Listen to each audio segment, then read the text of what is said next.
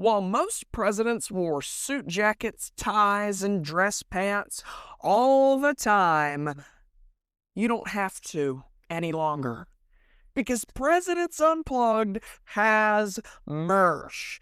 If you want to check out some new shirts to buy as a nice gift for somebody in your family or just something that you want yourself, go to presidentsunpluggedmerch.com to check out new shirts, hoodies, crew necks, and anything else that you can dream of.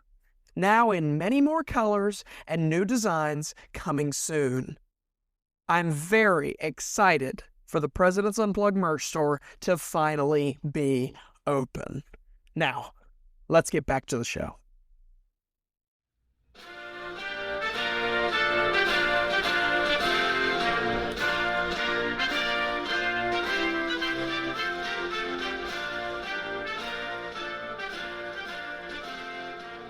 Hello, ladies and gentlemen, and welcome back to Presidents Unplugged. On today's episode, we're going to be talking about a pretty interesting figure in American history, Richard Nixon. A man that is known by one scandal during his presidency, one scandal that would end up shattering his career.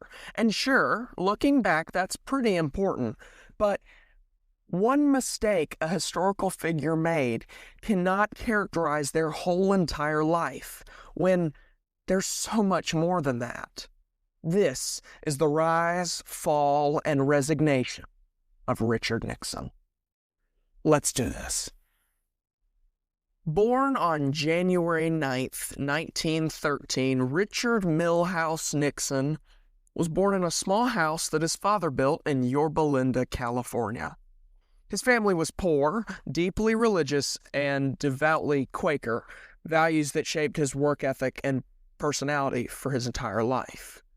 And growing up, Nixon didn't come from power or privilege.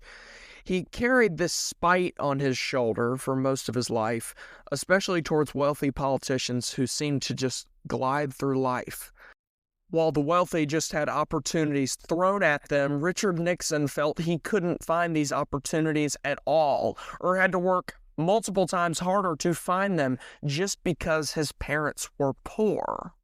And as we'll see later in Nixon's political life especially, he hated the idea of people just coming up and winning political spots and getting all these opportunities just because they were born into money. Not because of Nixon's money, more derived from his work ethic, he was accepted into Harvard, but his family couldn't afford it.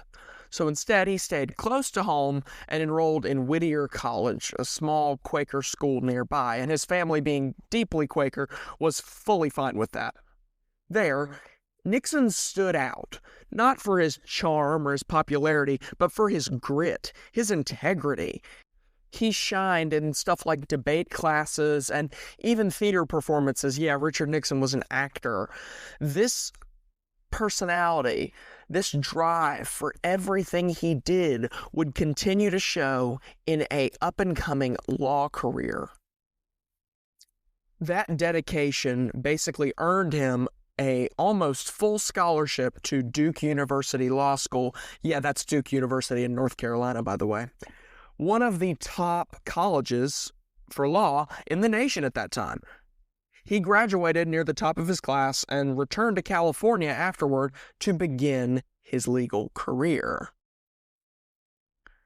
The early years of law practice were difficult for Nixon.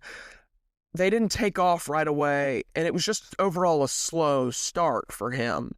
But this slow start gave him the opportunity of a lifetime. He joined the theater program again and met his future wife there. Her name was Thelma, but everyone calls her Pat because what kind of name is Thelma? She initially said no to Richard Nixon. He said, "I would like to have a date with you," and she said no originally. So he did something that would yet again show off his perseverance. Hearing from a couple of Pat's friends, He heard that she liked to roller skate. So for 3 continuous weeks, Richard Nixon tried his absolute best to learn how to roller skate. So he would, quote unquote, accidentally meet her at this roller skate rink. Aw, how cute. It ended up working, and Richard Nixon and now Pat Nixon got married in 1940. But being married in 1940, there was another pretty big world event happening at that time, World War II. Richard Nixon decided to join the Navy. He never saw combat, but used the service to build his credibility to the public. That credibility would be useful very soon in 1950 when Richard Nixon ran for the Senate. But in this little section on Richard Nixon running for the Senate, I want to talk quickly about Richard Nixon's political strategy. Often, you want to make yourself look as good as possible. I am the perfect candidate for you to pick, and this is why. Richard Nixon had another approach. He didn't value making himself look great all the time. He more valued making his opponent, the person against him, look worse. Negative campaigning. I'm not going to mention negative campaigning again in this episode, mostly because Nixon used this negative campaigning running for senator more than he ever did as the vice president or even the president. So Nixon's strategy eventually faded out, but it did get him 3 successful years in the California Senate. But now, we have bigger shoes to fill. In 1952, the 5-star general from World War II from Texas, Dwight D. Eisenhower, was rising up the ranks and became the presidential nominee. But he needed a vice president. Who other than Richard Nixon? So Eisenhower picks Nixon to be his vice president, and all's going well until Richard Nixon is hit with his first of many scandals. 6 weeks before the 1952 election, Richard Nixon faced accusations of accepting money from the Republican donors for personal use. To clear his name, he gave a televised speech known as the Checkers speech, where he defended his finances, basically explained that he wasn't given any crazy amount of money because he was living like a normal American citizen. Why is it called the Checkers speech? He mentioned a dog, Checkers, that a supporter had given his family. He said no matter what, they were keeping the dog. He used this moment to kind of highlight that he was just a normal American citizen like everybody else. He's attached to his pet. He's just like you and me, which, surprisingly, this moment connected emotionally with everyday Americans, and the speech helped him save his spot on the Republican ticket as vice president.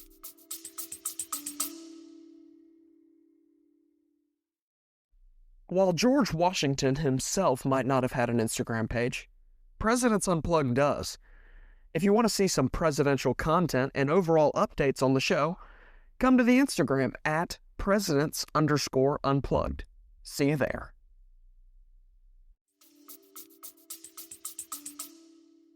And with these accusations thrown out the window, Richard Nixon and Eisenhower win the presidency in 1952.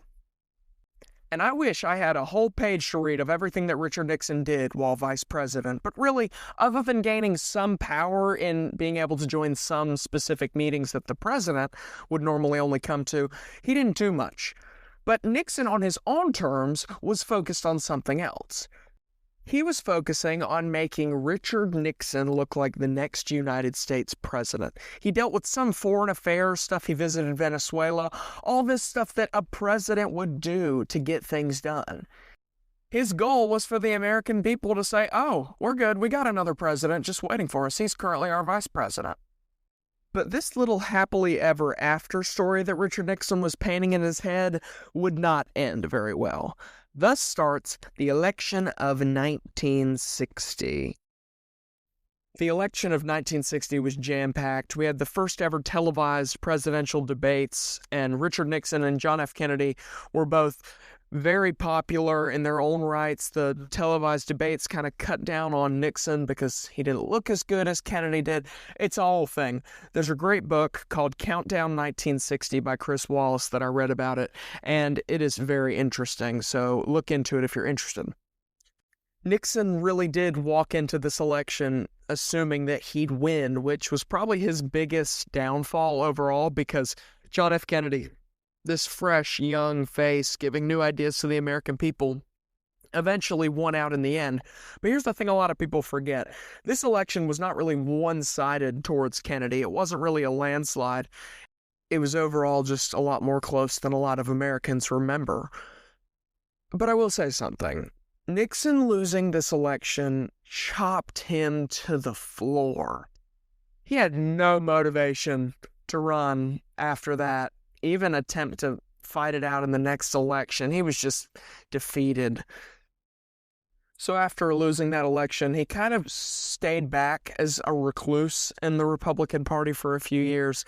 He let the Kennedy go on and let Johnson come in after Kennedy's assassination, and he just kind of stayed back. He supported the Republicans along the way, but he stayed back. Until 1968, when Nixon saw a little bit of an opening. The Democratic Party was pretty split on things by the end of Lyndon Johnson's full presidential term.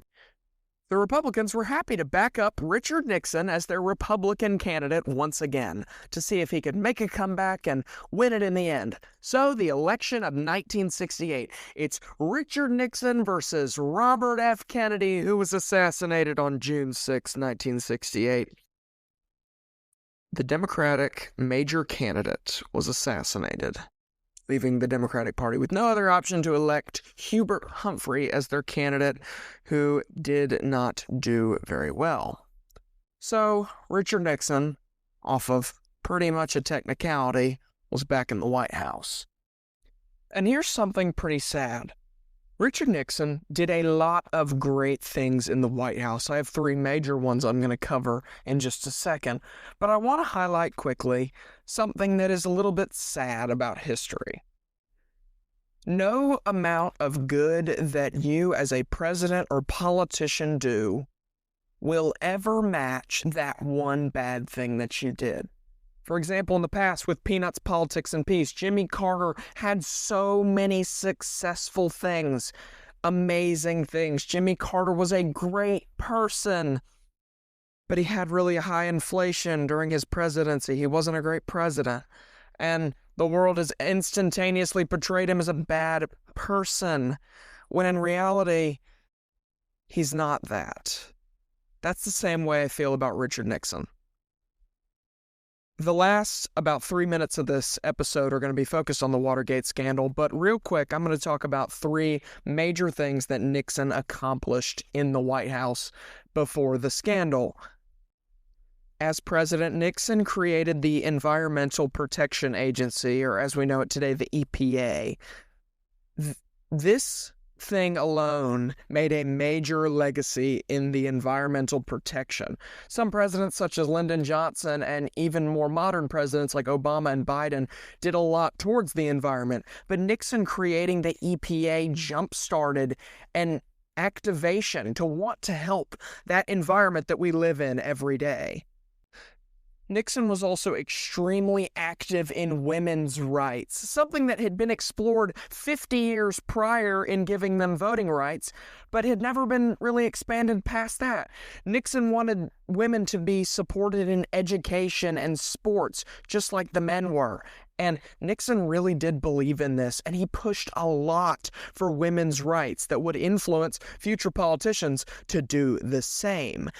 And as I said earlier with foreign policy, Nixon visited multiple places that no president had even thought of. He visited China in 1972, which opened relations to the country and changed the power dynamic of the whole entire world during the Cold War.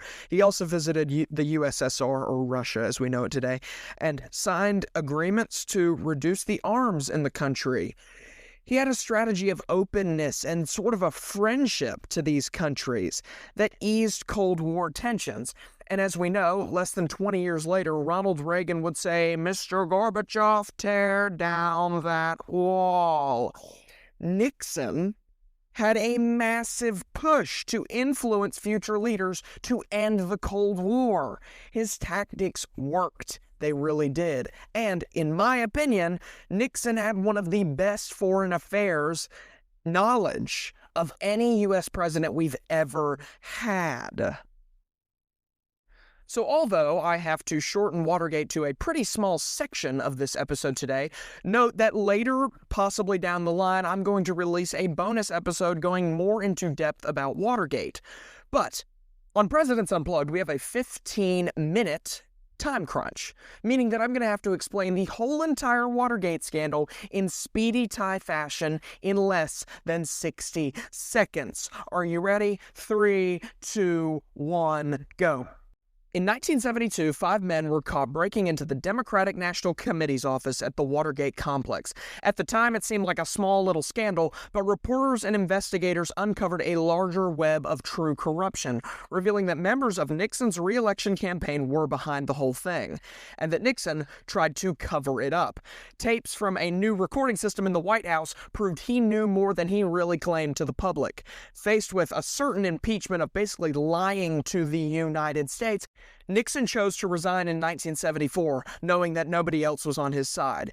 He was the first and only president to ever resign. Watergate wasn't just about the break-in and the 5 men. It was about Nixon covering up the whole thing, the abuse of his presidential power, and overall the collapse of Nixon's trust in the presidential position. Man, that was fast. Obviously, I do the fast 60-second section as a joke and a bit of an exaggeration, but I do want to highlight a piece of Nixon's legacy as we end this episode today. And yes, I will have a more in-depth video coming out sometime in the beginning of next year, explaining Watergate a little bit more in depth because it is a really interesting scandal overall, and one that definitely can be studied and researched further. But here's what I believe is important about Nixon's legacy. I shortened Watergate down to this little section in Nixon's life. And as I said earlier with Jimmy Carter, we cannot look at the United States presidents, especially talking about their legacy and not in the moment, about only the bad things that they did. Sure, we as a negative people can look at Richard Nixon and say, oh man, he was awful solely because of Watergate. Nothing else that he did could ever make up for that. But we can't do that. We can't look at an entire man's legacy from one event. Richard Nixon was one of the best foreign policy leaders in the entire United States history. Richard Nixon did incredible things for the environment, women's rights, and fighting for the American people. Nixon was a fighter who persevered through a lot. He is a true example of the American dream. He came from poverty, a failing citrus farm, went through the ranks, built his own ways, and made it to become the President of the United States. Nixon is a hero, not a villain, and America needs to remember Nixon as a hero. America, we have underappreciated Richard Milhouse Nixon. He deserves a lot more respect than he gets. He is a hero in a story of the American dream. And that's what makes Richard Nixon so special. Whoa, that was a long tangent, Ty. But guess what? We have an outro to be getting to. Tune in next Friday as we talk about Dwight David Eisenhower. Wait, didn't we just talk about him? Oh yeah, we did. Recency bias. The man who from absolutely nothing came up and became a 5-star general, a title that less than 10 men in the entire history of the United States have ever held. A man who came back known as a hero and became an incredible, defining United States president. Learn about him and much more next week on Presidents Unplugged. I'm Ty Svenson, and I'll see you soon. God bless.